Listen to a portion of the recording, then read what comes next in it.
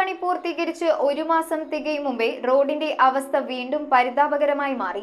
North Paravur Vadakkekara panchayat പരിധിയിൽ 9-ാം വാർഡിലെ OLH റോഡിലാണ് നിർമ്മാണ പ്രവർത്തനങ്ങൾ പൂർത്തീകരിച്ച് 1 മാസത്തിനകം റോഡ് തകർന്നത്.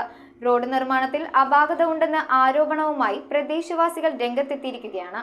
ദേശീയപാത നിർമ്മാണ പ്രവർത്തനങ്ങൾക്കുള്ള സാമഗ്രികളുമായി വന്ന വാഹനം കടന്നുപോയതിനെ തുടർന്ന് റോഡ് തകരുകയായിരുന്നുവെന്നാണ് പ്രദേശവാസികളുടെ പരാതി. അപ്പോൾ ഇതിന്റെ ഉദ്ഘാടനം കഴിഞ്ഞത് ഈ കഴിഞ്ഞ 7-ാം തീയതി ആയിരുന്നു.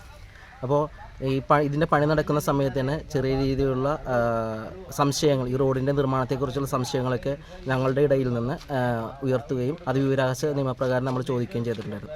എന്നാൽ അതിൻ്റെ ഭാഗമായിട്ട് വളരെയധികം കാലം, ഏകദേശം 8-9 മാസത്തോളം നമ്മളുടെ ഈ റോഡ് പണി പൂർത്തീകരിക്കാതെ ഇങ്ങനെ കിടന്നു. ഇപ്പോഴാണ് ഇതിൻ്റെ പണി പൂർത്തീകരിച്ച് നമുക്ക് സഞ്ചാരയോഗ്യമായിട്ട് ലഭിച്ചത്. എന്നാൽ ഇതിൻ്റെ ഒരു യാത്ര ചെയ്ത് കൊതി തീരുന്ന മുമ്പ് തന്നെ ഇതിൻ്റെ റോഡിൻ്റെ അവസ്ഥയാണ് ഇപ്പോൾ കാണുന്നത്.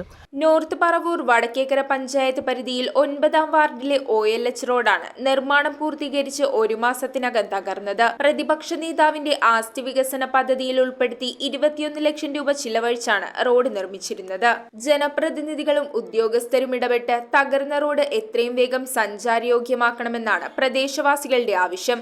സർക്കാരിൻ്റെ ഭാഗത്ത് പ്രത്യേകിച്ച് നമ്മുടെ PWD അതുപോലുള്ള ഉദ്യോഗസ്ഥരുടെ ഭാഗത്തു നിന്നുള്ള കൃത്യമായ ഒരു നടപടി ഉണ്ടായി ഞങ്ങളുടെ റോഡ് സഞ്ചാരയോഗ്യമാക്കണമെന്നാണ് ഞങ്ങൾ അപേക്ഷിക്കുന്നത്. News bureau, Paravur. ആദ്യ കാഴ്ചയിൽ നിങ്ങളുടെ മനസ്സിൽ പതിയുന്ന ലൈറ്റ് വെയ്റ്റ് സ്വർണ്ണാഭരണങ്ങളുടെ വൈവിധ്യമാർന്ന കളക്ഷൻസ്.